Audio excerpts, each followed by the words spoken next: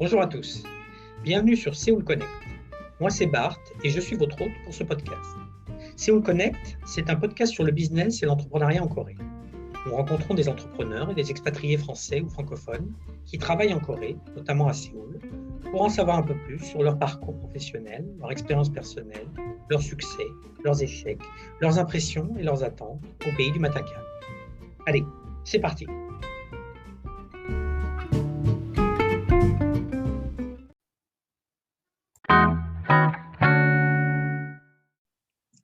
Bonjour Sonia, Bonjour, comment ça va? ça va bien et toi? Merci, moi aussi, je viens juste de rentrer.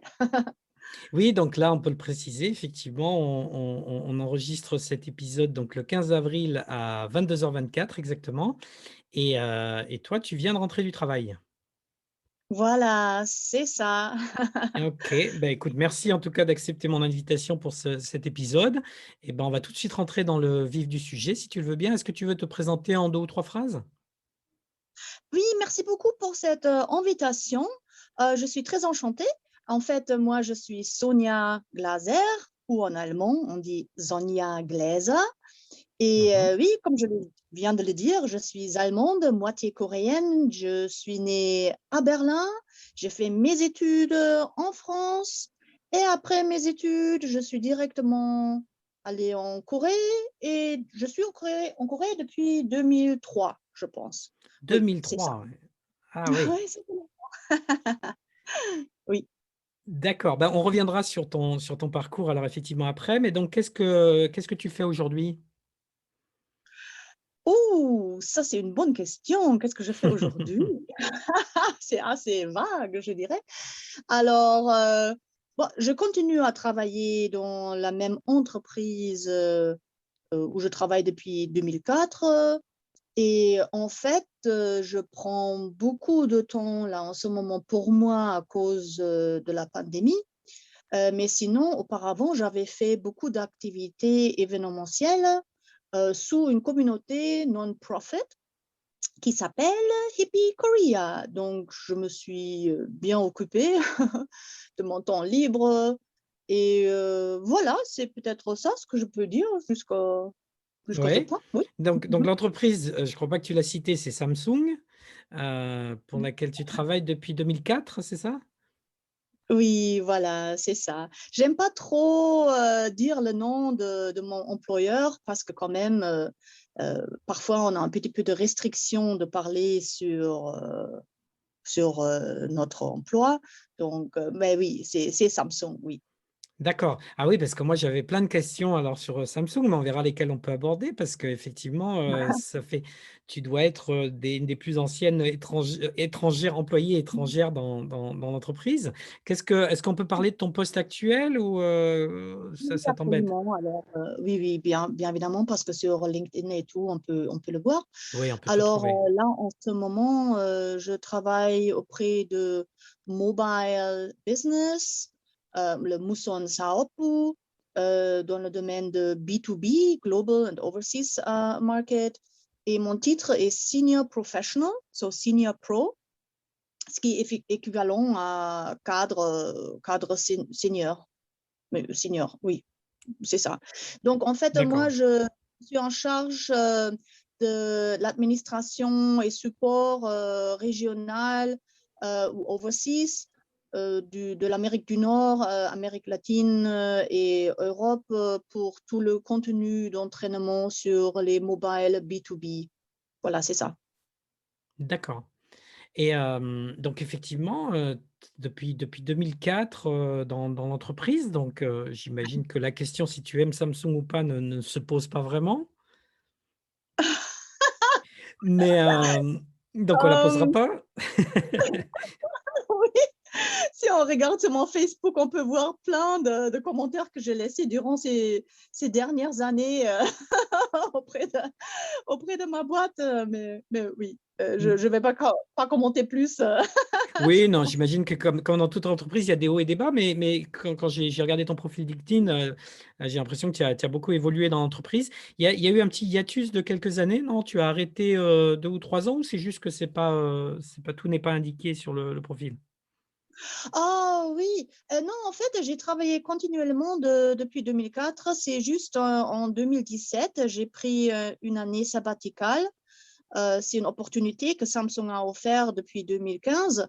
Et donc, c'était le seul break, je dirais, que j'ai pris. Sinon, je ne sais pas, il y a peut-être un problème sur LinkedIn. Je n'arrive pas à bien ajuster mon profil LinkedIn. C'est pour cela qu'on voit peut-être un break ou une pause entre-temps. Mais D'accord. non. Non, Mhm. c'était C'est pas sans ça. discontinuer depuis 2004, donc à des postes différents où j'imagine que tu es monté en grade et tu es monté en compétences, c'est ça? Ah oui, oui, oui, j'ai pas mal bougé auprès de la boîte. Alors, en fait, en 2004, j'ai commencé auprès des produits électroménagers, donc Digital Appliances. J'étais en charge de marketing communication et tout ce qui est publicité. Après, j'étais en charge de relations publiques. J'ai eu après une opportunité d'aller dans une task force pendant 6 mois au sein des ressources humaines corporate.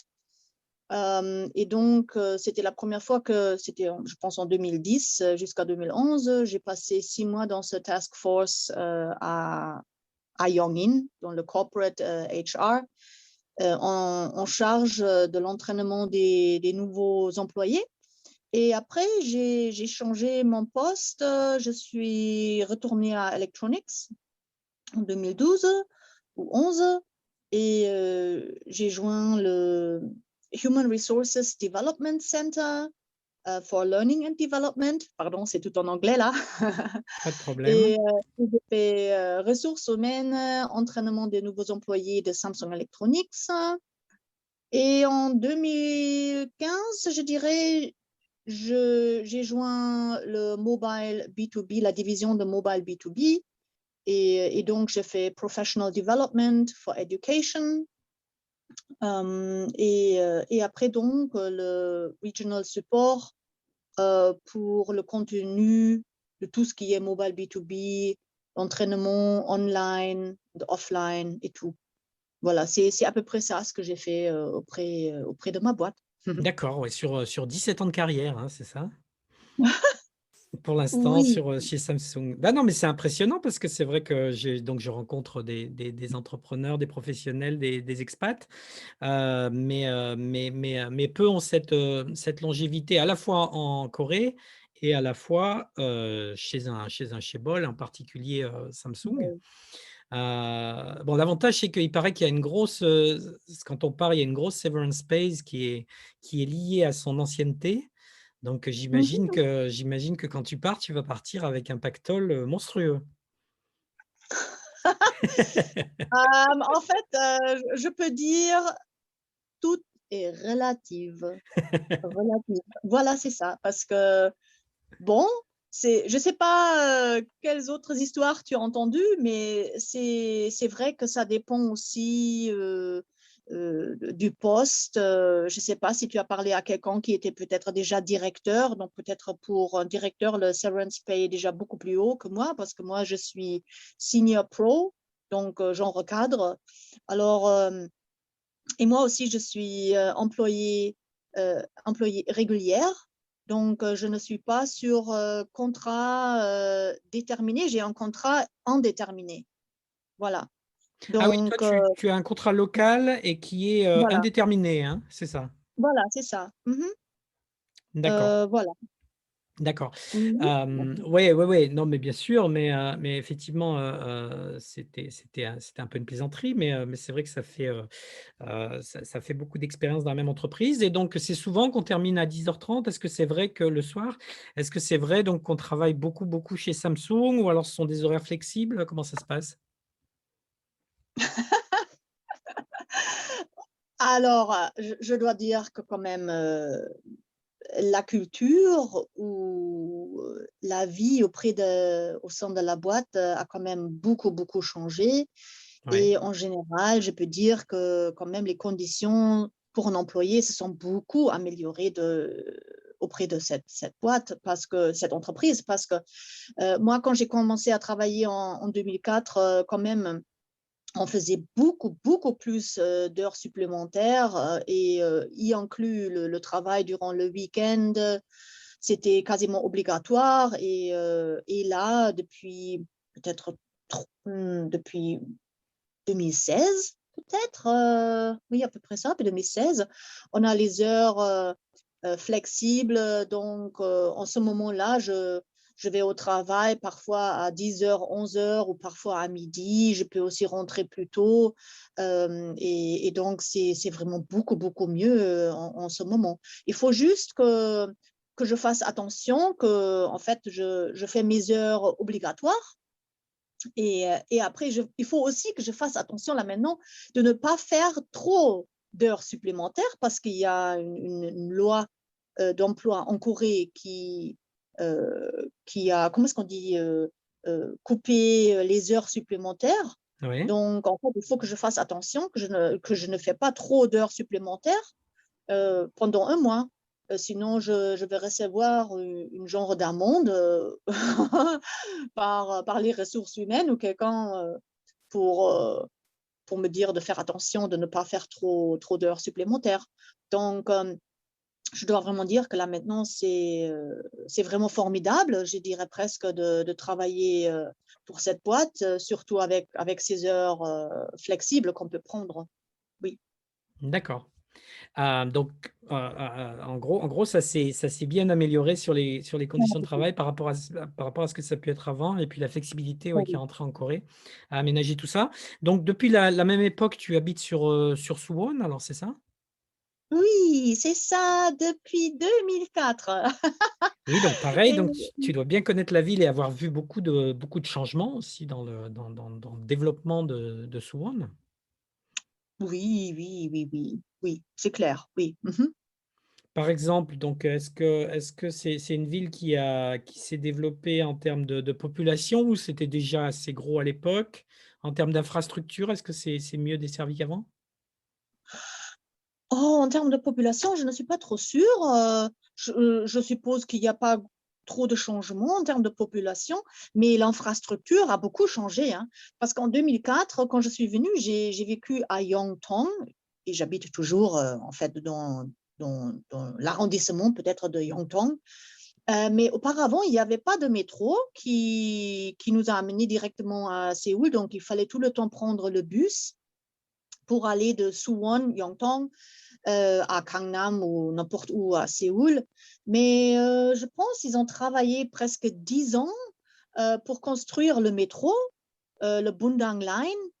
Et voilà, donc oui, ça doit être depuis 2013, 14, quelque chose comme ça, que la Bundang Line a ouvert avec une station directement ici à Yongtong. Et là maintenant, j'habite dans un autre coin de Yongtong où il y a carrément le métro devant ma porte. Donc, c'est très confortable d'aller à Séoul ou autre part Combien avec de le temps, par métro. exemple, pour aller à Gangnam? Combien de temps? Oh, ça dépend, mais pour Gangnam, je dirais peut-être avec le métro, ça me prend 1 heure. Mais parfois, avec le bus, s'il n'y a pas de trafic, ça prend 30 minutes, peut-être. Oui, en bus carrément de chez moi jusqu'à Gangnam Station. Voilà, c'est ça. Donc, ça dépend toujours quand il pleut. Ou sinon, le vendredi soir, je préfère prendre le métro parce que je sais qu'il n'y a pas de trafic. Mais peut-être ça dure un peu plus longtemps. Comme je dis, ça dure 1 heure. Mais sinon, si je prends, je ne sais pas, si je pars durant peut-être un jour de travail, durant les heures de travail, si je dois aller à Séoul, je prends le bus parce que comme ça, c'est peut-être le plus rapide, oui, d'aller à Séoul avec le bus. Mhm. Et justement, quand on Mhm. habite à Suwon, est-ce qu'on va souvent à Séoul, ou est-ce qu'on trouve tout ce qu'on veut à Suwon et finalement, on n'a pas besoin d'aller trop souvent dans la capitale? Oh, à vrai dire, euh, bon, moi je viens de Berlin et donc moi, je voulais tout le temps vivre à Séoul, surtout, je dirais, de 2004, quand je suis venue ici à Suwon, jusqu'à 2019, 2012, peut-être. C'était durant ces temps-là que chaque week-end, je voulais faire la fête. J'ai fait la fête vendredi et samedi soir. Et je voulais faire un brunch le dimanche. Alors, ici à Suwon, je pensais que c'était, il y avait pas, c'était un petit peu trop ennuyeux peut-être. Donc, je voulais tellement vivre à Séoul durant ce temps. Mais bon, là maintenant, c'est vrai que là maintenant, après 17 ans, ici, je me dis, ah, quand même, c'est pas mal de vivre à Suwon. C'est moins busy. Il y a quand même, je veux dire, des espaces verts. Ici, il y a la forteresse qui est la forteresse, la Suwon Hwasong Fortress et le palais qui est UNESCO World Heritage. Il y a tous mes petits magasins de thé, de porcelaine autour de la forteresse. Il y a plein de petites choses ici à Suwon qui sont vraiment très sympas. Donc, je pense que surtout durant ces 10 dernières années, quand même, ça a beaucoup amélioré. Et je pense que là maintenant, c'est vraiment pas la peine d'aller à Séoul, surtout parce qu'il y a tellement de choses que j'ai pas encore vues ici à Suwon. Il y a tellement de nouveaux petits magasins qui changent fréquemment, qui sont toutes adorables. Si on va faire la fête, on peut le faire à Suwon City Hall, Ingedong. Si on veut voir un UNESCO World Heritage, on peut aller à la forteresse, qui est juste 30 minutes en bus ou taxi de ma maison. Le travail est juste à côté de mon appartement. Donc, si je marche, il me faut 20 minutes porte à porte, je dirais. Donc, c'est facile. Le matin, je prends ma bicyclette pour aller au travail ou sinon je marche. Et c'est ouvert. Là où je marche, c'est quoi ça? C'est un genre de parc. Donc, c'est très vert, c'est joli. On entend quand même un petit peu d'oiseaux. Et voilà. Et Oui, après tout, oui, il y a aussi tous les grands magasins qui sont juste à côté, comme le Ima Traders, et il y a même Costco qui est pas loin. Donc, je peux dire, il y a tout. Il y a tout oui, ici à oui. Suwon. Oui, oui, puis il faut dire à ceux qui nous écoutent et qui ne connaîtraient pas Suwon que c'est quand même une ville de plus d'un million d'habitants. Ah oui. Ça reste quand même une ville assez importante. Comme tu disais, on fait facilement 30 ou 40 minutes de taxi rien que pour traverser Suwon, de taxi ou de bus. C'est quand même une grande ville, quoi. Mais effectivement, bon, c'est pas la capitale avec tout ce qu'elle peut offrir. Donc justement, là, tu parles beaucoup de l'attractivité du tourisme de Suwon. Et donc, on va en venir à ta deuxième activité. Tu parlais de Hippie Korea, c'est ça? Oui, merci.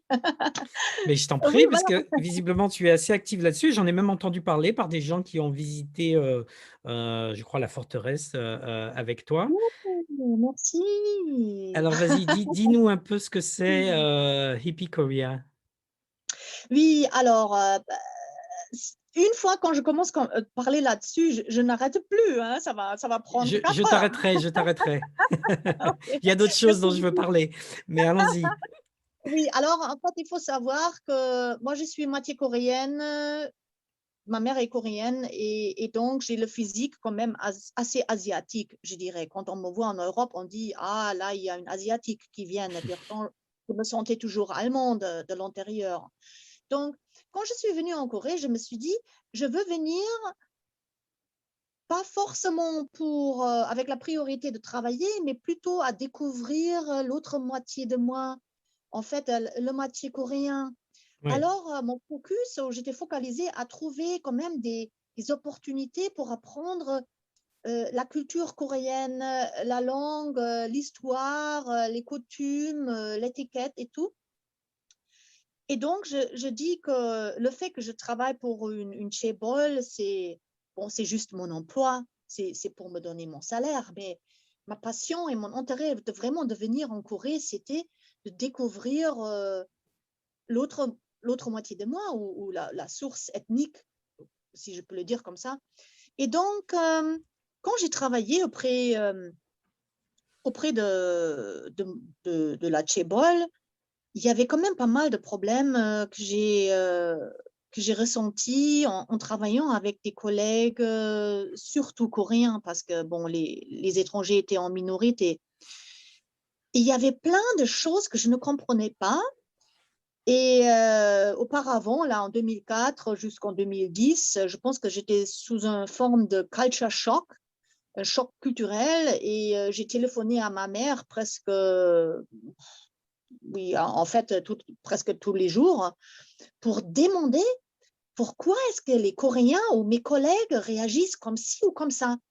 Il y a quelque chose que je ne comprends pas et donc il y avait beaucoup de conflits, bien D'accord. évidemment des conflits en direct. Et justement, Et puisque oui, tu en parles, je me permets de t'interrompre, c'est juste puisque tu oui, parles un petit peu justement de tes débuts en Corée, peut-être on pourrait commencer là-dessus, ça nous permettrait aussi de mieux comprendre, parce que visiblement, ouais, effectivement, tu as fait toute ta carrière en Corée, tu es venu ici juste après les études. Donc, qu'est-ce qui t'a fait venir si tôt? Est-ce que tu es arrivé avec le passeport et la langue ou pas? Enfin, comment ça s'est passé non, non, non, le non. départ en Corée? Non, non, j'ai toujours mon passeport allemand, mais et aussi je ne parle pas beaucoup le coréen, je pouvais un petit peu lire l'alphabet, mais sans plus. Je pense quand même, bon, je veux dire, en Allemagne, à Berlin, je me sens quand même allemand. Il n'y a personne qui me demandait, ah, tu viens d'où ou quelque chose, parce que je parle quand même allemand comme une Allemande et on Oui. entend que je suis une Berlinoise et tout, peut-être. Mais quand j'ai fait mes études en France, j'ai vécu à Pau, Aquitaine 64. Oui, Oui, voilà. tu n'as pas pris l'accent de Pau. C'est vrai, là maintenant, ça fait tellement longtemps, j'ai quasiment pas la possibilité de parler en français, hein. Il faut que je le dise aussi, hein. Donc, en fait, je pense que j'étais quand même confrontée à un genre de, peut-être un problème d'identité quand j'étais en France. Parce que en France, les amis français que j'ai faits, ils étaient tous intéressés par mon physique asiatique. Donc, ils voulaient tous savoir, alors, la Corée, c'est comment? Et tu peux cuisiner quelque chose coréen? J'étais là, je suis désolée, mais non, je peux pas cuisiner quelque chose de coréen et je peux quand même cuisiner des choses allemandes, hein. Donc, mais les amis français, ils n'étaient pas très intéressés par mon côté allemand parce qu'ils ont toujours dit, oh, les boches, les boches. Alors, les Boches, peut-être pas, mais c'est vrai que la cuisine allemande est peut-être pas celle qui nous inspire le plus, disons-le comme ça. Il y a pire, il y a l'Angleterre, il y a pire. Mais c'est vrai que je pense qu'effectivement, le goût des Français pour les cuisines asiatiques. Voilà, et donc, D'accord, durant ce temps-là, j'ai quand même, j'ai réalisé que les gens, et surtout en France, que je suis perçue comme une Asiatique et pas comme une Allemande. Et après, je d'accord. me suis dit, si tout le monde pense que je suis asiatique, parce qu'ils n'arrivaient pas parfois de dire coréen, mais quand même les Français, ils étaient assez bien, ou bon, je ne sais pas comment dire, assez bien de dire, ah, tu es peut-être eurasienne, tu es peut-être coréenne, et tout. Et j'étais là, oh, waouh, ils ont quand même l'œil, quoi. Et donc, durant ce temps-là, durant ces 2 ans que j'ai passé en France, à Pau, je me suis dit, si j'ai tellement l'air coréen ou asiatique et je connais rien sur la Corée, je ne sais pas parler, je ne sais pas cuisiner, je peux rien dire sur la Corée, donc ce n'est pas bien du tout. Je devrais quand même passer 1 an. Auparavant, je pensais 1 an, ça suffit. Je devrais quand même passer 1 an en Corée juste pour apprendre la langue, la coutume, puis les coutumes et les habitudes et tout. Et après, je peux retourner et travailler en France parce que mon but était toujours de vivre et de travailler en France. Ah, Et d'accord, j'avais oui. Oui, donc un an en jamais, Corée après les études. Tu pensais partir un an en Corée après les voilà. études. Et Et après, je suis restée. Mais c'était pas mon but de rester ici si longtemps. J'avais jamais pensé que je vais rester ici 17 ans. Euh, Parce que, comme je dis, je suis venue avec l'idée de rester 1 an, juste pour apprendre un petit peu la langue, les coutumes, pour être capable de dire quelque chose sur les Coréens et je ne sais pas quoi. Mais le problème, c'est que j'étais confrontée avec beaucoup de problèmes culturels. Je dirais que, comme je disais avant, que je ne comprenais pas où est la source des problèmes avec la communication, le comportement avec mes collègues surtout. Et c'est en fait ce genre de conflit que j'ai expériencé à l'extérieur et aussi après à l'intérieur de moi avec mes pensées, mes réflexions. Je ne pouvais pas partir. Et c'est ça le problème.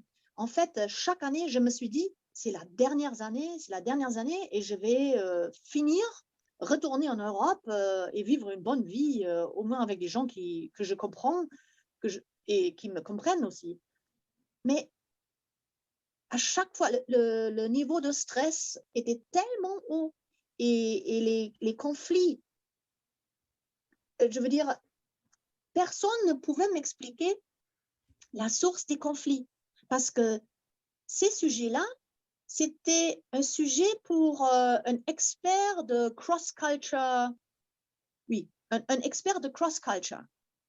Parce que des gens normaux, ils ne peuvent pas expliquer pourquoi, par exemple, là maintenant, dans une entreprise, dans une situation très compétitive, une majorité de Coréens va réagir comme ça avec un étranger dans l'équipe. Alors, c'est à cause de ce problème, je pense que quand même, ma vie ici en Corée était plutôt une bataille de... C'était toujours une bataille, je dirais. Mentalement, ou oui, comment est-ce qu'on dit? Oui, mentalement peut-être.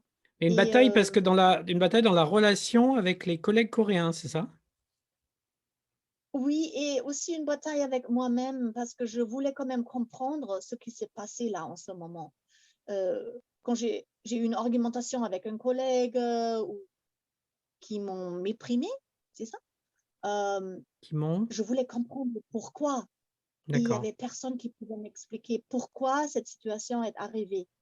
Et ça m'a beaucoup occupée. Je voulais vraiment comprendre pourquoi cette situation est arrivée et qui avait tort. Est-ce que c'est moi qui avais tort avec mon comportement ou de ce que j'ai dit? Ou est-ce que c'est l'autre personne, disons, bien évidemment, le Coréen, qui a tort ou qui fait quelque chose qui n'est pas correct à mes idées? Et quel a été le lien avec la création de Hippie Korea? Oui, alors je suis désolée d'avoir parlé tellement de mes problèmes avant, je Non, mais il n'y a dirais. pas de souci. Non. Je dirais plutôt que j'ai quand même expériencé beaucoup de challenges culturels. Et à force je veux dire, de ne pas pouvoir trouver une personne qui pouvait m'expliquer pourquoi certaines situations se sont arrivées comme ils se sont arrivées, je me sentais jamais satisfaite avec l'explication que j'ai entendue de mes amis, soit les Coréens ou les étrangers ou ma mère ou n'importe. Alors je me suis dit, bon, il y a quelque chose ici, je suis venue en Corée pour comprendre et je n'arrivais pas à comprendre. Alors je me suis dit, bon, on est tellement d'étrangers ici à Suwon, surtout avec notre entreprise et toutes les universités autour, plus tous les profs d'anglais qui sont ici à Yangtang. Je me suis dit, on est un vrai pool d'étrangers qui ont besoin de rencontrer un expert qui peut nous expliquer ce qui se passe ici en Corée. Pourquoi les Coréens réagissent comme ci ou comme ça? Et je me suis dit, ça doit quand même être basé je sais pas, à l'histoire ou la manière comment la Corée s'est développée, comment la société s'est développée. Alors je me suis dit, moi, si je veux attendre d'autres événements comme les présentations de Royal Asiatic Society, ça se passe toujours durant la semaine à Insadong, Bukchon. Donc, ça fait un voyage de 2 heures à chaque fois. Donc, en fait, 4 heures sur la route juste pour atteindre une présentation d'1 heure et demie sur la culture coréenne. Je me suis dit, bon, on est tellement d'étrangers ici à Suwon, tout le monde ne va pas quitter son travail à l'heure pour atteindre une présentation au nord de Séoul. Mais quand même, il devrait y avoir une possibilité que je puisse appeler les experts, comme les professeurs, les spécialistes, de venir ici à Suwon, de nous rencontrer ici à Suwon et de nous donner des présentations sur l'histoire et le développement de la Corée, afin de nous faire comprendre pourquoi les Coréens ont un comportement de bali-bali, c'est quoi les mots clés comme nunchi, han, chong, et des mots comme ça, là, qui sont très, comment est-ce qu'on dit, très importants ici dans la culture coréenne pour comprendre l'esprit des Coréens.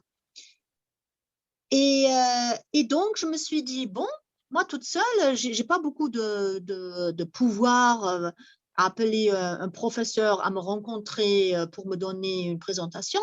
Je me suis dit, on est plusieurs ici, donc je vais former une communauté. Et sous le nom d'une communauté, je vais aussi pouvoir, je sais pas, faire des applications pour du support par le gouvernement peut-être, et je peux faire des coopérations. Voilà. Et donc, je me suis dit, ouais, je vais créer une communauté et je vais l'appeler Hippie Korea parce que je voulais pas trop que ça a l'air trop corporate. Donc, je voulais vraiment quelque chose de counter-corporate. D'accord. Oui, donc je me suis dit, allez, hippie, allez, on est tous des hippies là, on aime rencontrer, faire la fête, je sais pas, rencontrer des gens, faire la fête, la culture et tout. Et je voulais vraiment quelque chose qui peut se différencier de tout cet environnement corporate qu'on peut expériencer chaque jour, 24 heures presque par jour, parce qu'on D'accord. habite juste à côté. Mais donc le but là, c'était tu dis de faire venir des conférenciers, de mieux comprendre la culture et la psychologie coréenne, ou c'était du tourisme, ou c'était les 2? C'était quoi le but premier? Alors, le but premier, c'est vraiment de comprendre tout, de comprendre la culture, le comportement, les problèmes des Coréens afin de mieux s'intégrer dans la société, afin de mieux travailler ensemble avec une équipe de Coréens. Parce que la plupart des étrangers ici, ils travaillent dans une équipe où ils sont le seul étranger et tous les autres sont des Coréens. Donc, en fait, on est toujours en minorité. Et je me suis dit, sûrement moi, je ne suis pas la seule à sentir qu'il y a des problèmes ici avec cette coopération avec les Coréens et qu'il nous faut vraiment un cours, un entraînement, un genre de induction course, comme on dit en anglais, a cultural induction course. D'accord. Et je me suis dit, seulement des présentations, c'est pas assez.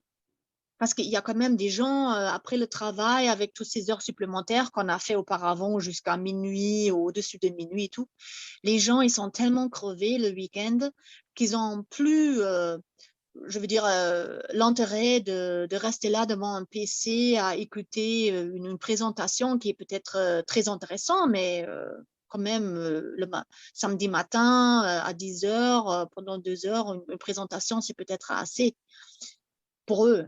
Alors, Oui. je me suis dit, quand même, tous les intérêts que j'ai, moi, je pense que tout ce que je veux faire, moi, les autres, ils ont peut-être les mêmes intérêts. Qu'est-ce que je veux, moi? Je veux des présentations avec un contenu théorique qui m'explique le background sur l'histoire, le développement de la Corée, le IMF crisis ou n'importe quoi. Je veux aussi voir Je veux voir l'histoire. Ça veut dire, je veux avoir un spécialiste comme un professeur de tourisme qui peut nous guider et carrément faire sa présentation sur le lieu, à la forteresse, aux tombes de je ne sais pas qui ou quoi, à un temple. Voilà. Alors, on a fait les guided culture tours, walking tours. Et je voulais aussi faire du volunteering parce que je me suis dit, je veux quand même donner quelque chose au retour à la société. J'ai des compétences et je veux faire des rencontres avec des vrais citoyens de Suwon et pourquoi pas me donner une opportunité de faire du volunteering. Mais il n'y avait rien pour les étrangers auparavant. Alors, j'ai créé cette opportunité de faire du volunteering ou, comment ça s'appelle, le nursing home de Suwon.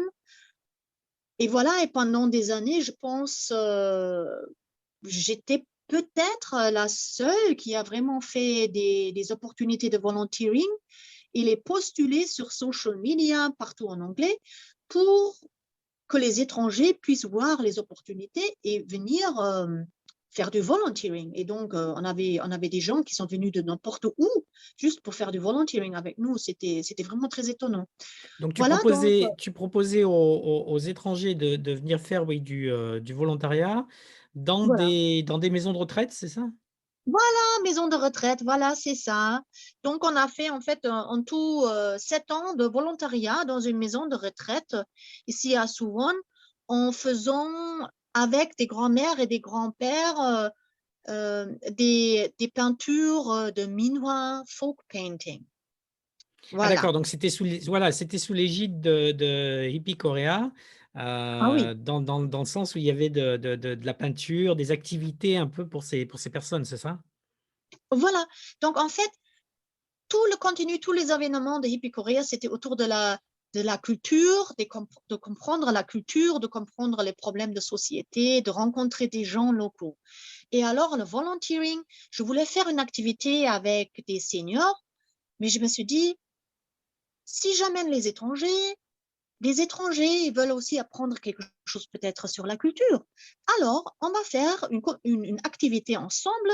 Ça veut dire ensemble avec les étrangers et les grands-mères et les grands-pères, on va faire un folk painting coréen parce que les folk paintings coréens, ils ont toujours une histoire. Donc, Pardon, un folk painting? C'est quoi? un folk painting, minhwa, c'est la peinture traditionnelle du peuple. Ah d'accord. Donc c'est un Oui, type de peinture très très local.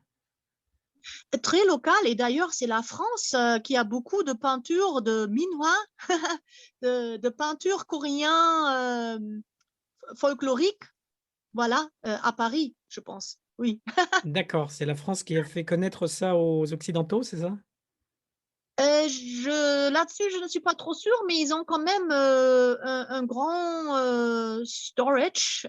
Ils ont un grand, comment est-ce qu'on dit, stock de peintures originaux. Stock, Parce oui, dans des musées, qu'auparavant, j'imagine, non? voilà, voilà. Donc, auparavant, en fait, les Français qui sont venus en Corée, ils ont déjà apprécié les peintures folkloriques, le minhwa, et donc ils ont apparemment oui, ramassé, je ne sais pas s'ils ont payé, mais bon, toutes les peintures et apparemment en conteneur, ils ont envoyé les peintures traditionnelles en France. Donc là maintenant, il y a beaucoup de livres qui montrent des peintures traditionnelles coréennes qui sont dans des musées français. Bon, D'accord. et de retour, donc on a fait guided culture tours avec des professeurs. On a fait des lectures, des présentations avec nos sponsors qui étaient la librairie de Yongtong. Mais Et, les tours guidés, pardon, les tours guidés, c'était payant parce que j'imagine le professeur, lui, il fait pas ça gratuitement ou euh, absolument. Donc, en fait, moi, j'ai négocié avec le professeur. J'ai dit, bon, on va faire un emploi quand même, genre de schedule. Et après, il me dit combien il a besoin de, je sais pas, de personnes minimum pour avoir quand même un genre d'une compensation minimum. Oui, pour organiser un tour. Donc, par exemple, s'il y avait en dessous de 5 personnes, s'il n'était pas en bonne humeur, peut-être il a dit non, c'est pas assez, il me faut au moins 5 personnes avec un prix de, je sais pas, 15 000 won pour vraiment faire ce tour. Mais parfois, s'il était en bonne humeur, il a peut-être dit, ouais, bon, je le fais aussi avec 3. Mais bien évidemment, s'il y avait 20, 25, c'était formidable. Donc, voilà. d'accord. Et Ça, ça, bien c'était des tours, pardon, c'était des tours sur Suwon, ça, hein. Toute l'activité est sur Suwon. ah non. Non, non, non, pas du tout. Ah bon? Euh, oui, parce qu'en fait, le volunteering était ici à Suwon, les power lectures étaient ici à Suwon Yongtong, la librairie Yongtong Doso관. Mais sinon, toutes les guided tours, ils étaient à Suwon, mais surtout à Séoul et les alentours, Yongin, surtout, oui. Seoul, Suwon et Yongin. Et après, on a aussi fait les voyages un peu leisure, juste pour avoir un peu de fun, pour aller au Boryong Mat Festival ou faire du canoë-kayak ou aller à la plage, faire du ski. Donc, tous les intérêts que j'avais, j'ai pensé quand même que les autres personnes, les autres étrangers, ils ont peut-être les mêmes intérêts. Et si on arrive à regrouper assez de personnes, je peux tout organiser. Donc, j'ai élaboré ce projet. Donc, après, j'ai fait un emploi, un schedule pour toute l'année où on faisait un emploi genre chaque week-end, je faisais une activité. Souvent, le premier week-end, je faisais un leisure and adventure tour. Le deuxième samedi par mois, je faisais le volunteering. Le troisième samedi par mois, je faisais power lecture. Et le quatrième samedi par mois, je faisais le guided walking tour avec le professeur. Et donc ça c'était de mars jusqu'en décembre. Et on a fait un grand, très grand Global Culture Festival, toujours en décembre pour célébrer l'année et regrouper tous nos meilleurs artistes, présentateurs à venir et de faire un festival ensemble avec nous et avec tous nos membres. Voilà, et on D'accord. faisait ça à Yongtong Library. Mm. Ouais, c'est beaucoup de boulot, ça. Ouais, c'est un boulot d'agence de voyage, on dirait. Il y a de Ah oui, l'organisation, il y a de la logistique, il y a de l'événementiel. Tu faisais ça, ou tu fais ça d'ailleurs bénévolement? Comment ça se passe? oui, euh, oui, en fait, j'ai entendu ça souvent parce qu'il y a quand même les agences genre Global Help Desk ou Global Village Center qui sont venues aussi assez, je pense, assez tard à Séoul, qui m'ont quand même demandé si c'est mon business ou si c'est mon travail à plein temps ou quelque chose. Mais j'ai dit non, pardon, je dis là maintenant en anglais, c'est une one-woman show. C'est juste une femme, donc moi, qui organise tout. Et c'est basé sur, c'était quasiment basé sur ma passion. Je faisais pas, c'était pas pour gagner quelque chose. Par contre, j'ai même investi beaucoup d'argent pour réaliser les choses parce que quand même, j'avais une mission et j'avais une vision. Et après, on voit, je suis marketing, il me faut une stratégie. Et je me suis dit, si je ne commence pas et je ne prends pas un risque, je ne vais pas pouvoir donner une opportunité à mes idées. Alors, au début, quand j'ai commencé à faire les power lectures, c'était moi-même qui a payé les présentateurs qui voulaient avoir beaucoup d'argent parce que c'était la première fois pour eux de venir faire une présentation à Yongtong, à Suwon, ce qui était loin pour eux. Ils sont tous venus de Séoul. Et en plus, pour une communauté qui s'appelle Hippie Korea, ils se sont dit, non mais alors, c'est quoi ça? Alors, durant ce temps-là, en fait, j'ai payé moi-même pour les présentateurs. Il y a aussi pas mal de choses où j'ai payé moi-même juste pour réaliser cet événement et pour avoir une continuation. Parce que je me dis, si je ne fais pas une continuation, les gens, ils ne vont pas avoir confiance que notre communauté ou moi, je fais des événements, comment est-ce qu'on dit, professionnels. Alors, parfois, si on n'avait pas assez de gens aussi pour le guided tour, j'ai dit, bon, c'est pas grave, je vais couvrir les frais pour le guide, pour le professeur, juste pour réaliser ce tour et maintenir une continuance d'événements. Pour que ça se fasse, ouais, voilà, pour que les événements continuent et que tu crées un peu de l'audience et de la régularité. Et comment est-ce que tu faisais la promotion de ce ou comment est-ce que tu fais même la promotion de cette organisation? Oui, alors, on peut me voir partout sur social media, c'est surtout Facebook. J'ai créé Hippie Korea page sur Facebook Ouais. où je mets plutôt des news et des infos sur la Corée parce que bon, ça c'est le page pour maintenir un peu de distribution d'informations sur les nouvelles en Corée. Après, j'ai créé Hippie Korea Explorer and Travel Group. Ça, c'est en fait le groupe que j'ai créé uniquement pour postuler les événements. Donc, il n'y a rien d'autre, il n'y a que des événements que j'organise pour que les membres puissent cliquer sur joindre ou pas joindre, ou peut-être joindre, je ne sais pas. Et après, j'ai ouvert un compte sur Meetup. Je suis allée sur WordPress, blog. J'ai créé aussi un Naver Korean blog. Et bien évidemment, là maintenant, YouTube. D'accord, oui, donc plein de réseaux sociaux et puis, oui, YouTube, parce que tu m'as dit donc Hippie Korea, ça continue, hein, c'est pas, arrêté? C'est en pause peut-être avec la Oui, c'est ça. covid? Oui, oui, oui, je, je dois dire quand même, on a eu quand même beaucoup de succès à la fin. J'étais pas mal dans les news et médias ou Arirang TV. On a reçu, on a en fait des compétitions de communautés pour avoir un petit peu de support par le gouvernement.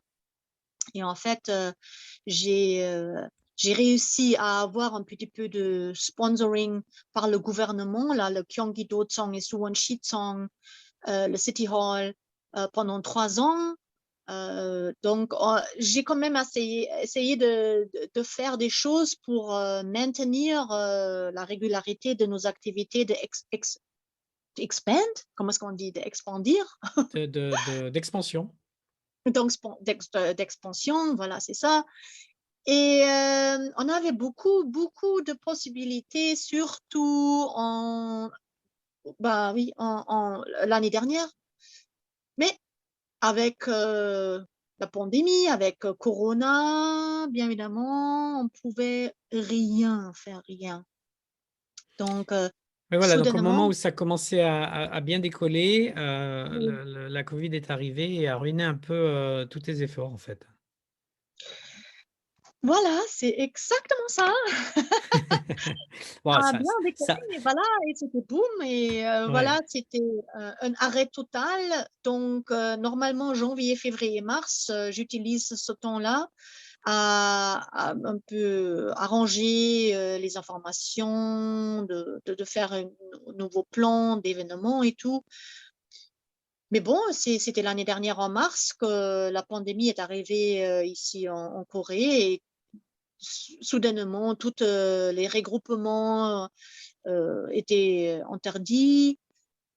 Donc, tout était interdit, quoi. Donc, Ouais, soudainement, il n'y oui, avait rien. Mhm. oui, forcément, oui, ça a dû calmer l'activité. Justement, pourquoi tu dis, janvier, février, mars sont les mois où tu ne fais pas d'activité?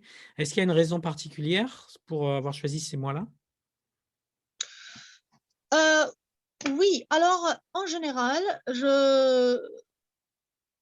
ici en Corée, je dirais, euh, toutes les activités événementielles commencent tous vers la fin d'avril, je pense, mais vraiment le pic, c'est mai. À partir de mai, tous les événements culturels commencent, les festivals,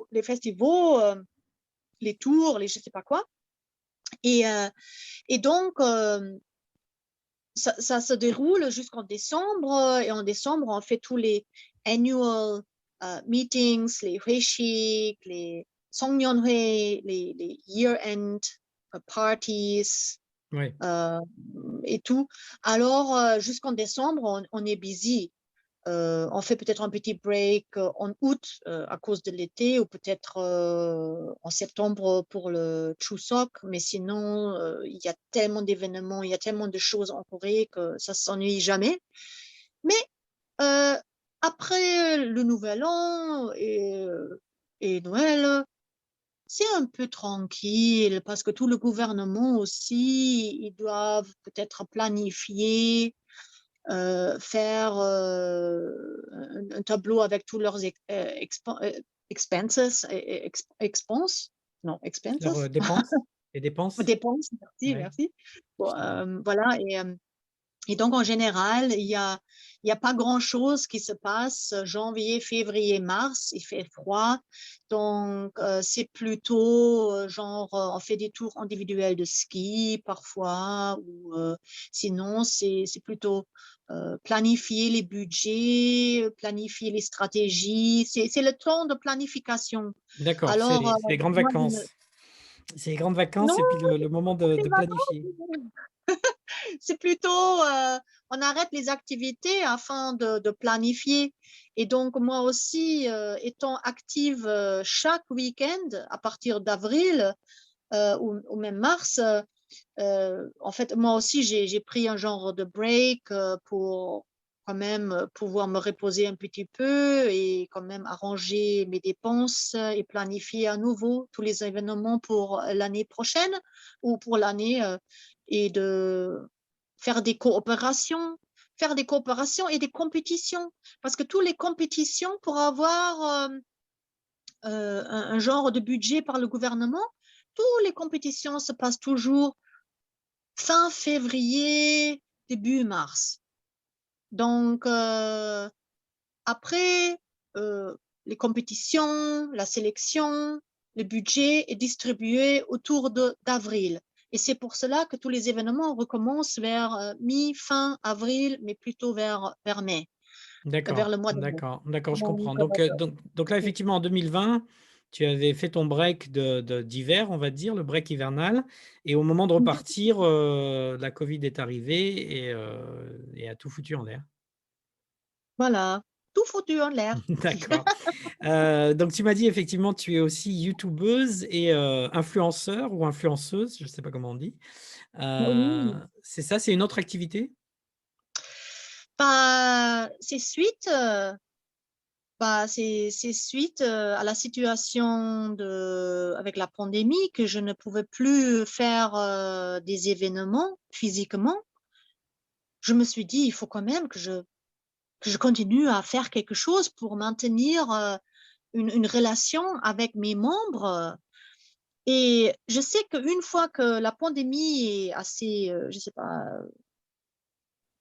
oui, quand on arrive à gérer la pandémie, on va doucement recommencer les activités, mais là, pour le moment, c'est pas le cas. Mais je veux quand même pas rester toute tranquille et perdre tous mes membres. Je veux quand même garder une connexion avec mes membres qui sont peut-être déjà retournés dans leur pays, qui ont déjà quitté la Corée, ou peut-être d'autres qui ont tellement peur, qui restent à la maison toute la journée. Euh, je voulais quand même garder cette connexion. Et alors, je me suis dit, qu'est-ce que je peux faire? Qu'est-ce que je peux faire? Je ne peux pas faire ceci, je ne peux pas faire cela. Qu'est-ce que je peux faire? Moi-même, je vais faire YouTube. Donc, en fait, c'est en fait l'année dernière que j'ai commencé à faire mon YouTube à moi, qu'on peut toujours trouver sur Hippie Korea, mais là maintenant, c'est moi qui montre la Corée de mes yeux. C'est toi le Alors, guide, c'est toi le guide, oui. Parce que c'est juste une petite question, quelque chose dont on n'a pas parlé, c'est que oui, ton audience, ce sont, essentiellement des étrangers et ta communication essentiellement en anglais, c'est correct? ma communication est surtout à 95% en anglais. Mmh. Parfois, s'il y a des événements et je veux avoir des Coréens, une audience coréenne, je vais traduire les posters ou peut-être mettre un sous-titre sur le YouTube en coréen. Voilà, mais sinon, mon audience, en fait, là, pour le moment, il y a la plupart aussi, peut-être 90%, ce sont des étrangers, 10% peut-être des Coréens, mais je veux quand même expandir et en fait, augmenter le taux des Coréens dans mon réseau.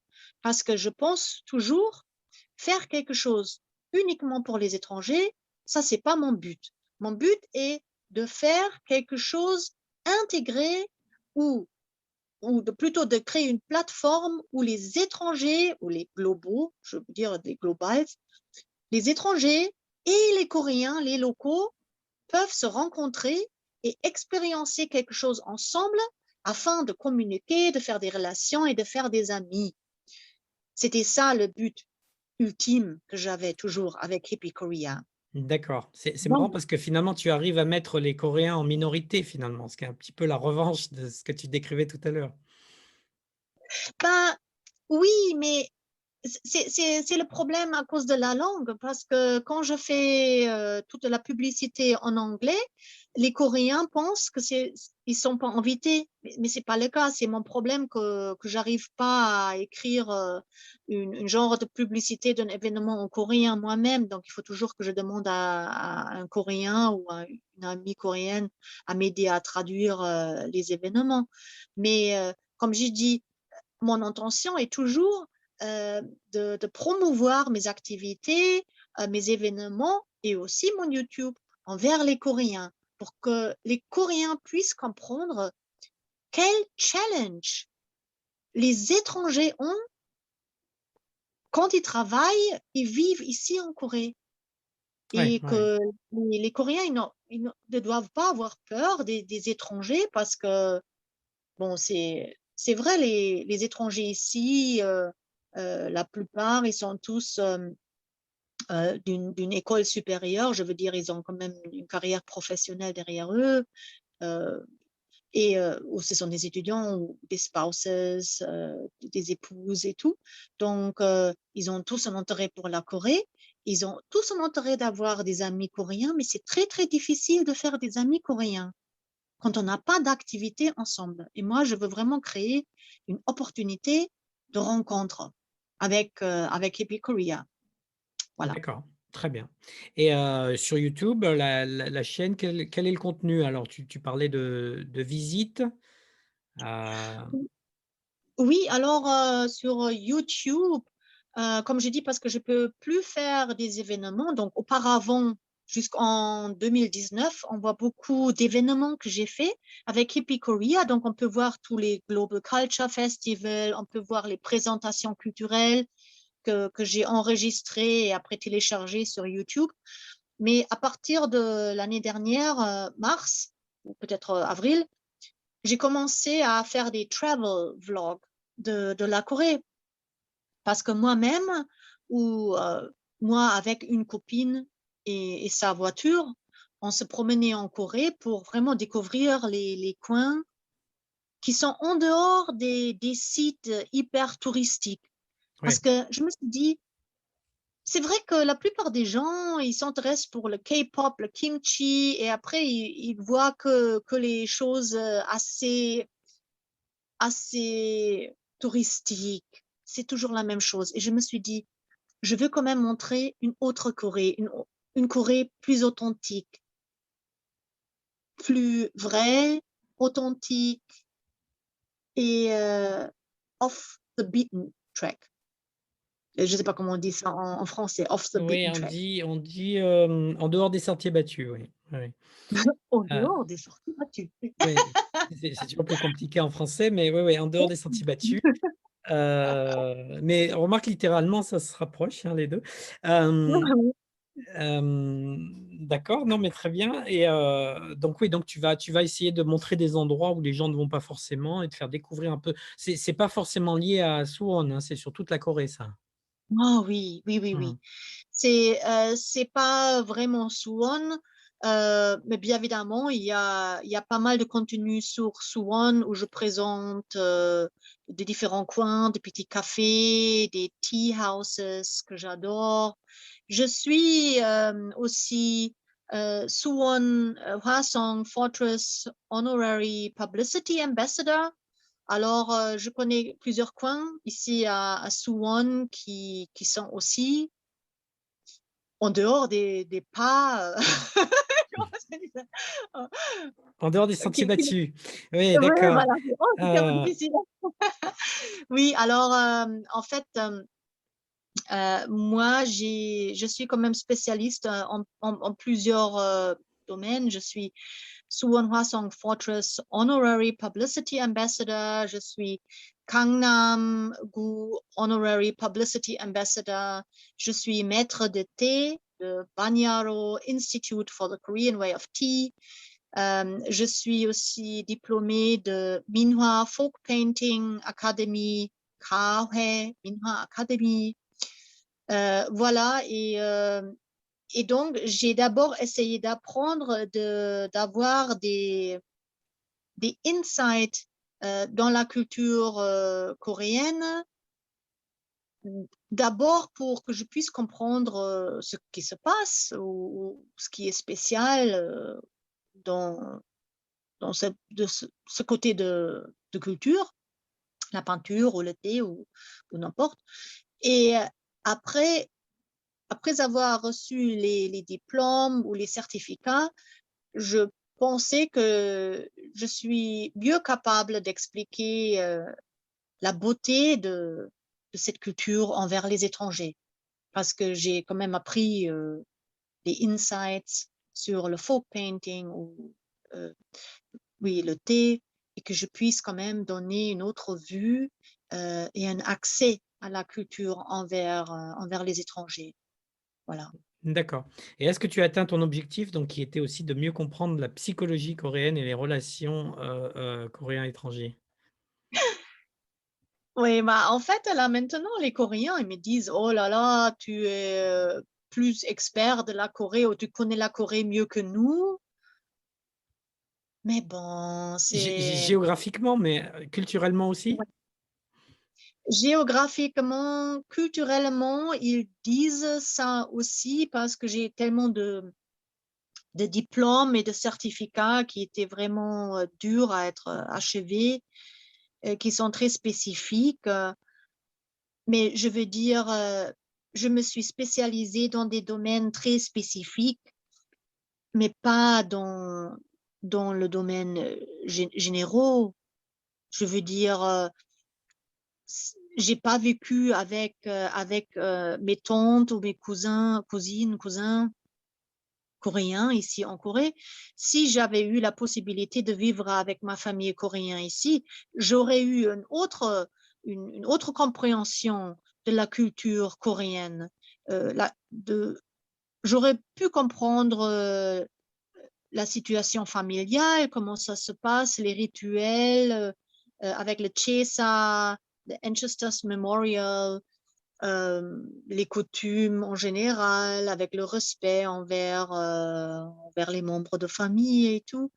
Mais là-dessus, par exemple, vu que je vis toute seule et je ne vis pas avec ma famille coréenne ici, euh, donc je pense qu'il y a quand même assez de choses que je ne pouvais pas vraiment apprendre ou où je n'ai pas autant de savoir que, bien évidemment, les Coréens. Oui, oui, c'est clair. D'accord. Mais donc, tu as une famille coréenne ou c'est hypothétique? Ou tu as Non, vraiment non, une... non. Non?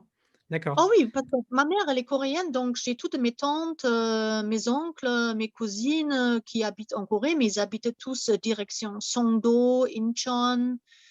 Et je veux dire, moi, je travaille toute la semaine ici à Suwon et durant le week-end, j'ai fait ma communauté, donc j'avais pas beaucoup de temps. Et je veux dire, il n'y avait pas aussi, je pense, autant d'intérêt de ma famille envers moi parce que quand même, avec la communication, c'était difficile, tout le monde est busy et donc ils ont leur vie à eux. Et donc, moi, j'avais ma vie à moi. Donc, voilà. Mais oui, D'accord, oui. il n'y a pas de Oui, lien, il y a pas de liens spécifiques qui se sont créés, oui, je comprends. D'accord. Est-ce qu'on a fait le tour de tes activités? Ça en fait déjà beaucoup pour une seule personne. Est-ce qu'il y a d'autres choses?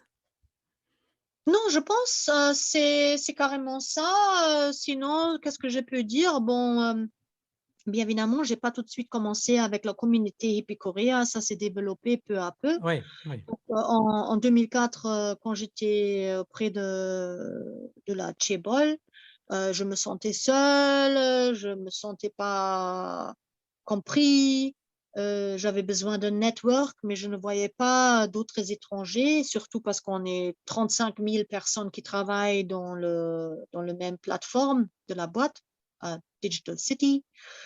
Et donc, d'abord, j'ai essayé quand même de trouver des amis par des cours de langue coréen. Et donc, j'ai commencé d'abord avec 4 amis à faire des rencontres euh, culturelles ou pour faire la fête juste avec mes 4, 5 amis. Et après, ça a expandi. J'ai envoyé un newsletter et avec le newsletter, je suis allée sur social media et après, je l'ai registré la communauté en tant que non-profit et tout. Mais entre-temps, j'ai fait des choses auprès de Samsung. Ça veut dire, je pense que c'était en 2011, j'ai créé les premiers clubs d'employés, les community and clubs, employee clubs auprès de Samsung Electronics qui étaient basés sur apprendre la culture traditionnelle. Donc, je pense que j'étais la seule étrangère auprès de Samsung qui a ouvert un club de cérémonie de thé, un club de Minhwa folk painting et un club de couture traditionnelle pour les étrangers et les Coréens. Donc, à cause de la création de ces clubs culturels qui étaient focalisés sur la culture coréenne, et c'était la première fois auprès de Samsung d'avoir des clubs culturels qui étaient basés sur la culture traditionnelle auprès de Samsung. Donc, ils m'ont en fait invité à rencontrer le chairman à l'époque, qui était Lee Gon-hee, évidemment. Et on a en fait, sous le nom en fait, sous le nom des étrangers, des employés étrangers, on a préparé des cadeaux pour le chairman à l'époque, pour Lee Gon-hee, et on l'a offert envers lui. C'était des lucky pouches, bokju money, qu'on a préparé pour lui et après on lui a donné ça. Donc ça, c'était dans tous les news de ma boîte. Et après, donc, j'étais quasiment dans toutes les médias de mon entreprise. J'étais journaliste interne avec ma propre column, journalist column. D'accord. Oui, voilà. Oui, oui, donc effectivement, tu dois être très, très connu à Samsung là, et Ah un peu oui, ailleurs aussi d'ailleurs, oui, effectivement, au vu de toutes ces activités. Donc, mais juste, je dois oui, dire aussi, ça dépend, hein, parce qu'il y a des hauts et des bas.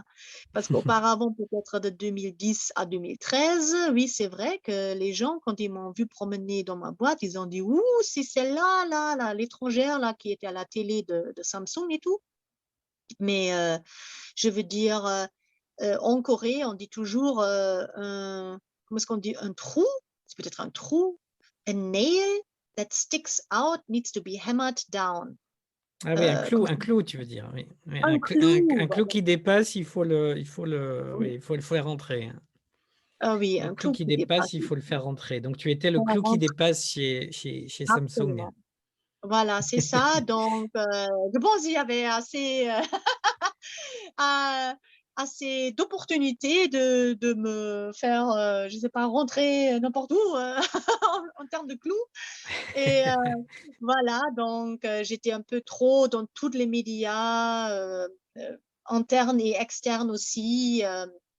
C'était vraiment trop, trop, trop. Et là, par exemple, il faut aussi comprendre la culture coréenne là-dessus, pourquoi les choses ils arrivent comme ça, que voilà, on est confronté plutôt avec des difficultés qu'avec des opportunités à la fin. Et voilà. Et sinon, je dois quand même dire, et là aussi, c'est une Oui, chose où je suis quand même assez contente, je dirais. Euh, Quand j'étais dans les ressources humaines et j'étais en charge d'entraînement des employés étrangers, il y avait quand même un groupe assez grand de musulmanes, c'est ça? Musulmanes? oui, Musulmanes? des femmes musulmanes, des musulmanes, oui, Non, non, oui. disons musulmanes, dans le groupe des employés étrangers. Et je me suis quand même pensé, j'ai quand même pensé, qu'est-ce qu'ils vont faire quand tu dois faire la prière durant les heures de travail? Où est-ce qu'ils vont? Alors, en fait, j'ai ramassé les opinions de mes amis musulmanes qui étaient donc embauchés auprès de Samsung Electronics. Et après, j'ai négocié avec les ressources humaines afin de créer un Muslim prayer room. Une salle de Une prière, oui, une salle de prière. voilà. D'accord, ah oui. Bah, c'est une autre façon de s'exposer, ça aussi, d'ailleurs, hein. Oui, mais ça, bien évidemment, ça c'était assez, ça c'était pas très publié parce que ça c'était vraiment, bon, ils ont créé la salle de prière, mais c'est quelque chose qui n'était jamais communiqué. C'est en Ouais, fait les gens qui parlent de bouche à l'oreille pour dire là dans ce bâtiment, cette couloir, on trouve la salle de prière. Voilà, mais c'est quand même, je pense, ça c'est un pas de globalisation. Euh, et là-dessus, je dois dire quand même, durant cette époque-là, j'ai initié quand même des mouvements dans notre entreprise qui l'ont fait plus global, je dirais. Donc, et plus humaine aussi, non? plus, ça c'est une autre chose. Oui, beh, appelons un chat. C'est vrai que, mais c'est vrai, c'est un peu le problème de toutes les grandes entreprises, hein, c'est qu'elles ont tendance un peu à déshumaniser l'individu, tout simplement parce qu'il y en a beaucoup, non? Déshumani, pardon, Déshumaniser. déshumaniser. Je pense, Dehumanize, non? Je sais pas comment on dit, oui, je pense. déshumanisé. Je pense quand même la, la culture dans l'entreprise était totalement déhumanisée de 2004 jusqu'en 2012-13. Mais à Ouais. partir de ce moment-là, quand même, il y avait un changement auprès de la boîte et peu à peu, à peu, ça s'est humanisé. Et c'est pour cela que là, maintenant, on a tous ces bénéfices comme de ne pas faire des heures supplémentaires autant qu'avant, d'avoir les flexible time. Voilà, donc ce sont tous des choses. Aussi le sabbatical leave que j'ai fait en 2017. Ce sont tous des choses qu'on pouvait même pas imaginer en 2004 jusqu'en 2010, quoi. Donc, il y a quand même beaucoup de changements qui se sont faits et ils sont très positifs. Mhm. Oui, oui, oui, tout à fait. Bon, bah, très bien. Bah, on va terminer sur Samsung, sur cette note très positive parce que c'est tant mieux. Quelques questions pour terminer. Quel est le truc qui te fait rester en Corée, le truc qui te manquerait terriblement si tu devais, quitter la Corée un jour? Oh, ça, c'est une question très profonde.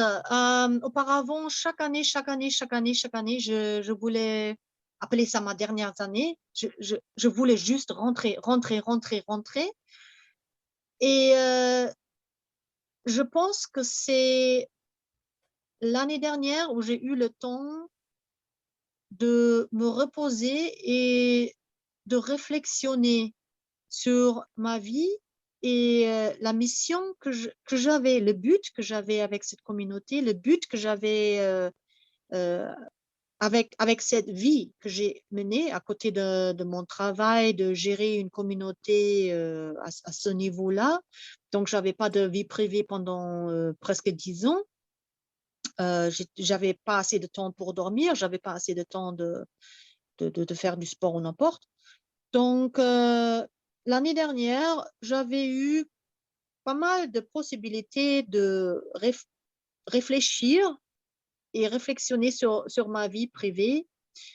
Et c'est à ce moment-là que je me suis dit, pendant 17 ans, je me sentais jamais à la maison ici en Corée. Je voulais tout le temps fuir, courir et fuir, mais je voulais jamais rester. Et pourtant, là maintenant, il y a 17 ans qui se sont passés et j'ai chaque année juste passé 2 semaines en Allemagne. Donc, en fait, je comprends même plus ce qui se passe en Allemagne, je dirais. Donc, là maintenant, je comprends que la vie en Corée est quand même très, très, très confortable. Je vois mes amis qui ont quitté la Corée il y a 3, 4 ans, qui sont rentrés en Europe et qui là maintenant veulent tous revenir en Corée. Et ce sont des amis qui ont auparavant travaillé auprès de Samsung et, comme j'ai dit, qui ont quitté en 2016, 17, 18, qui sont rentrés en Pologne, en Belgique ou je ne sais pas où, et qui veulent tous revenir en Corée. Je me suis dit quand même, c'est intéressant que ces gens qui sont des Européens, qui retournent là maintenant en Europe, qui veulent après tout retourner en Corée, où ils savent que quand même la culture de travail n'est pas aussi bien peut-être qu'en Europe, mais quand même la vie apparemment a quelque chose pour se jouir de la vie en Corée peut-être. D'accord, donc on n'est pas si mal en Corée finalement et c'est ta maison. Tu es sur quel type de visa d'ailleurs? Parce que je suis moitié coréenne, je suis F4, Ethnical Korean Visa, ou en Corée, c'est Jewe, Gyopo, Dongpo, Oui, quelque chose comme ça. d'accord, donc tu as Voilà. la sécurité du visa et du fait de ton emploi, la sécurité du travail aussi. On m'a dit que ce n'était pas très commun, les contrats à durée indéterminée pour les étrangers. Est-ce que c'est parce que tu as le visa F que tu as pu l'avoir ou est-ce qu'il y en a d'autres qui les ont, qui ont des contrats à durée indéterminée, d'autres étrangers? Oui, oui, c'est ça, tu sais très bien, ça m'étonne. Oui, Je me suis alors, renseigné. c'est bien. Oui, j'ai un contrat assez exceptionnel. Parfois, en fait, il y avait de temps en temps, peut-être ici et là, un ou deux étrangers qui ont eu le même contrat indéterminé.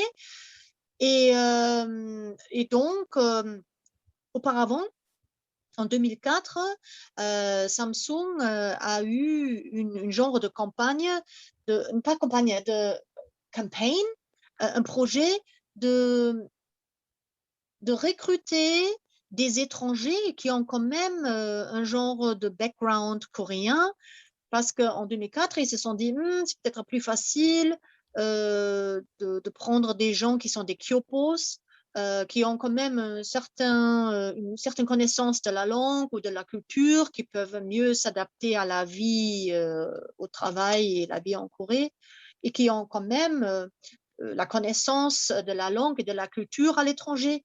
Donc, durant D'accord. ce temps, ils ont surtout en fait cherché pour des gens d'un background coréen. Et durant ce temps, moi, vu que j'étais moitié coréenne et allemande, je suis tombée dans ce créneau. Oui. D'accord, le bon endroit au bon moment. Je reviens à mes questions, donc celle-là va être plus difficile vu ce que tu m'as dit jusqu'à maintenant, mais je la pose quand même. Quel est le truc qui te donne envie de fuir la Corée et de rentrer directement à Berlin? Ah! Ah, Il doit y en avoir, non? ah, oui, alors, là, comme j'ai dit, là maintenant, j'ai quand même passé presque 20 ans à l'étranger. J'ai fait mes études en France, c'était de euh, euh, 2000 à 2002. Après, je suis venue en Corée pour faire un stage à Busan. Et après, donc, 2004, j'ai commencé, j'étais embauchée auprès de Samsung. Et donc, depuis tout ce temps, j'étais quasiment presque 20 ans à l'étranger et la plupart en Corée. Euh, j'ai j'ai mes parents, j'ai tous mes amis encore à Berlin et aussi en France. Je fais tout pour garder un bon contact avec mes amis d'école ou de l'université parce que je me dis toujours, si je perds mes amis, je ne peux plus appeler l'Allemagne ou l'Europe ma maison. Parce que si je n'ai plus d'amis, ce n'est plus ma maison. Alors, j'ai toujours Oui. essayé de garder un très bon contact avec tous mes amis français aussi de l'école de Pau et de mon école à Berlin et de mon université à Berlin et tout. Et donc, je me dis, oui, c'est vrai que je pourrais quand même retourner à Berlin tout de suite si je veux, parce que j'ai aussi mon appartement à Berlin. Mais après, je me dis, qu'est-ce que je peux faire à Berlin? Cela fait là maintenant 20 ans que j'ai vécu à l'étranger. Peut-être j'ai déjà des problèmes à parler et à comprendre la culture allemande, la façon de lifestyle individualiste allemande. Et par contre, ici, là, maintenant, Mais surtout, tu réponds pas à ma question. On voit que tu es devenue ambassadrice, hein, ambassadrice du pays parce que tu n'as pas répondu à la question. Mais donc, j'en conclus qu'il n'y a rien qui t'agace particulièrement au pays du matin calme. non, mais parce que, comme j'ai dit, c'est 17 ans, j'étais en condition de clash culturel. Et j'ai détesté ma vie ici en Corée. J'ai détesté ma vie d'emploi.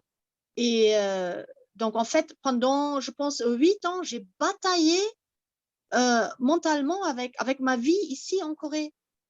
Donc, Donc là, tu as tout tout, accepté maintenant. Maintenant, oui. tout est bien. Bon, bah, tant mieux. Euh, Non, euh, je ne dirais pas que tout est bien, mais par contre, je dois dire, 8 ans de bataille interne avec moi, euh, de ne pas pouvoir comprendre cette culture, de détester tous ces gens parce que je ne comprends rien. Après, je pense que l'énergie est finie. Et donc, moi, à un certain moment, j'ai peut-être juste, comment est-ce qu'on dit? I gave up. mais oui, j'allais répondre avant même que tu poses la question. Oui, abandonné, abandonné. J'ai abandonné, Tu as voilà, c'est abandonné. ça, j'ai abandonné. Et après, je me suis dit, arrête de batailler, arrête de comprendre, simply go with the flow et regarde. Et vu que moi, je suis en minorité ici, n'importe si c'est bon ou pas bon, bien ou pas bien, correct ou pas correct, c'est peu importe parce que j'ai compris. Moi, je suis toujours en minorité, donc j'ai toujours tort. Oui, voilà, c'est Donc ça. je fais Alors, avec. D'accord. voilà. Dernière question. Est-ce qu'il y a quelque chose que tu aurais aimé qu'on te dise? Alors, toi, ça va remonter à longtemps maintenant, mais avant que tu viennes en Corée, est-ce qu'il y a quelque chose que tu aurais aimé qu'on te dise parce que ça t'aurait fait gagner du temps ou ça t'aurait facilité la vie de le savoir? Sur la Corée, évidemment. Je dis toujours les gens qui ont vraiment intérêt de venir vivre ou travailler en Corée, d'abord de lire des livres sur la culture coréenne, la culture de travail et tout, là, parce que là maintenant, il y a vraiment beaucoup de livres euh, qui expliquent la culture, les coutumes, ce qui se passe dans un heshik et tout. Ils expliquent tout ça. Alors, il faut vraiment d'abord lire toutes ces ressources qui sont déjà valables avant de venir en Corée. Il faut vraiment rechercher bien sur des portaux, social media, des news, surtout voir tous les commentaires par les étrangers qui sont déjà ici en Corée, comme par exemple sur Facebook, il y a assez de communautés où les étrangers ne font que se plaindre de leurs emplois, de leurs expériences ici en Corée. Donc, il faut bien rechercher sur les conditions de travail et toutes les conditions ici en Corée avant de venir. Voilà. D'accord, d'accord. Donc faire ses homework. Si, Ouais. si on est marié à une Coréenne ou à un Coréen, est-ce qu'on est dispensé de lecture ou pas? Parce que moi, j'ai rien Ah, lu, hein. Je te le dis tout de suite, j'ai rien lu, mais bon, moi, j'apprends grâce au podcast, remarque, mais non, c'est trop non, tard, je non, suis déjà là. non, non. Je dois dire, bon, c'est vrai que moi, je ne suis pas mariée, donc je ne peux pas dire, mais je dois dire, quand j'avais des boyfriends, des petits copains coréens, et je pensais que les Coréens, les petits boyfriends là, peuvent, peuvent m'introduire à la culture coréenne, mais non, hein, parce que bon, peut-être ils n'ont pas la connaissance comment expliquer les coutumes ou la manière ou la structure sociale, je ne sais pas, le comportement social. Ils ont pas envie de, de me tout expliquer comment faire ceci et cela. Et je pense, si on a une femme ou un mari coréen, c'est peut-être la même chose. On vit ensemble en couple, mais après, expliquer comment survivre en Corée, dans la société, comment survivre surtout dans un boulot quand on est tout seul. Parce que bon, peut-être toi, chez toi, tu as ta femme qui s'occupe des enfants et tout. Donc, tu comprends ce que tu dois faire à la maison avec les règles de la maison. Mais après, quand tu te vas dans un travail, tu es là tout seul, entouré par des hommes, que des hommes. Donc, comment est-ce que la pauvre femme à la maison puisse se préparer pour la vie en compagnie si elle n'a jamais travaillé dans une boîte hardcore où il n'y a que des hommes? Non. C'est vrai, c'est vrai. Bah, il y a beaucoup de femmes qui travaillent aussi, hein, quand même, même si ça reste une société un peu patriarcale, mais en l'occurrence, la mienne travaille. Mais effectivement, tu as raison. Non, non, c'est sûr qu'ils ne peuvent pas te préparer à tout. Mais c'est vrai que tu apprends quand même, effectivement, de vivre avec avec quelqu'un d'une autre culture. Tu apprends un peu sur leur culture, mais c'est vrai que rien ne remplace le terrain, de toute façon. Rien ne remplace le terrain. Écoute, merci Sonia pour ton temps et pour toute cette discussion. C'était très intéressant. Pour terminer, est-ce que tu as une annonce, un projet, quelque chose que tu veux partager avec notre audience? Merci beaucoup, Bart, pour cette opportunité de présenter un petit peu sur ma vie ici en Corée, mes expériences, my hardship et Bah, mes merci à challenges. toi, merci à toi. Merci beaucoup. Bien évidemment, j'aimerais bien promouvoir mon YouTube channel Hippie Korea et aussi, si vous avez le temps de regarder sur Facebook, vous pouvez partout chercher juste pour Hippie Korea. On est aussi sur Instagram et surtout là maintenant YouTube et vous allez pouvoir voir la Corée off the beaten track through my eyes. Voilà. D'accord, très bien. Je mettrai les liens dans la description du podcast Merci de beaucoup. Hippie Korea. Donc, tu disais YouTube, Facebook, Instagram, un site web peut-être ou pas? Non? Ah, pas encore. Non, d'accord. J'ai pas réussi à le faire. D'accord. Oui. Non, mais il n'y en a peut-être pas besoin, parce que c'est vrai que si on sait déjà où te trouver sur les réseaux sociaux et sur YouTube, Merci. d'accord, ça marche. Eh ben, Merci merci beaucoup beaucoup. Sonia, et puis à très bientôt.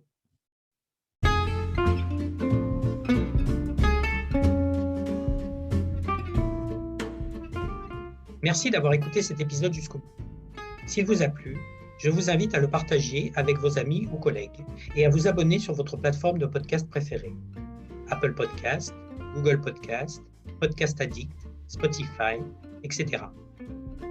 Et rejoignez-nous sur Facebook pour discuter sur l'épisode et le commenter. Vous nous trouverez sur Facebook en tapant Séoul Connect dans la barre de recherche. À très bientôt!